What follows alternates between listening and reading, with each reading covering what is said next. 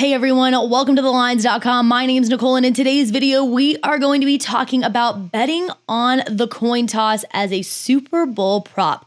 But before we dive into today's topic, make sure to hit that subscribe button down below, give us a thumbs up, and ring the bell so you know every time we post a new video.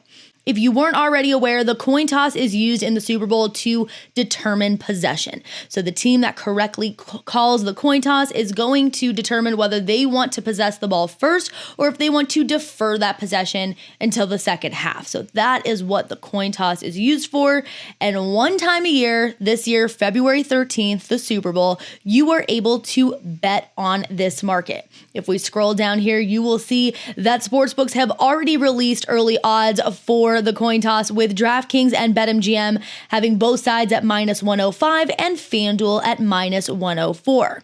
If you're thinking, wait, that's not fair, the coin toss is a 50-50 prop, why are these odds not the true odds? Well, sportsbooks gotta make money for taking your bet, but you will likely see reduced odds like these at most online sportsbooks. Speaking of a 50-50 proposition, a study by Stanford, and we're going to go ahead and click on it here, has been making its way around gambling Twitter and gambling social media. And this was a Stanford mathematician that determined that a coin toss is actually not a 50-50 proposition like many of us thought.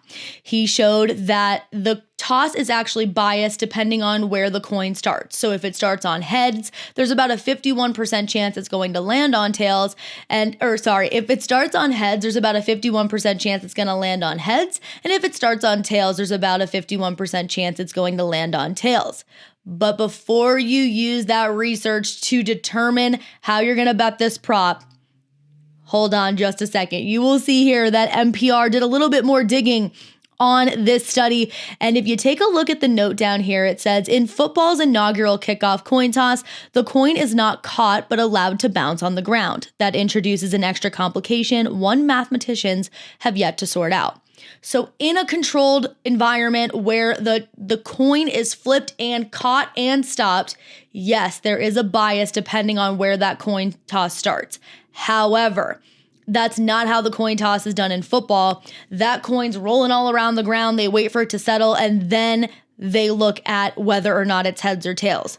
Also, I've went back and watched many a coin tosses from the Super Bowl on YouTube, and that referee or whoever's doing the toss, sometimes there's special people that they have do the toss, they're flipping that thing around in their hand a million different times before they finally take it and flip it. So there's really no way for you to even determine when watching the game where that coin is starting for the flip.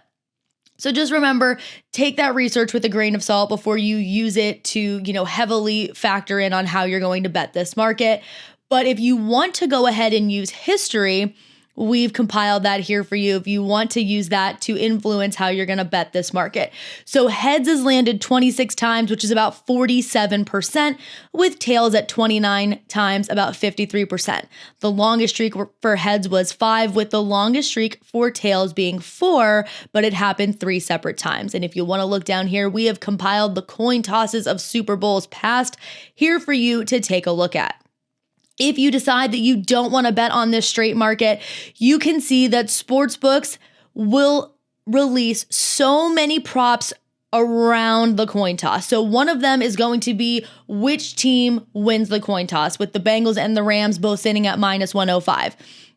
Another market is going to be if the player calls it correctly. So not whether it's heads or tails, but if the player is correct, yes and no, both sitting at -104. And another market you're likely to see is if the team that wins the coin toss also wins the Super Bowl. So if betting on just the heads or tails market of the coin toss isn't for you, there are going to be a ton of other options out there for online sportsbooks. But remember, don't overanalyze a coin toss too much. This is a fun prop that you can put a few bucks down on with your friends, have some fun with it, and enjoy watching the Super Bowl. That about wraps it up for today's video. I will see you next time.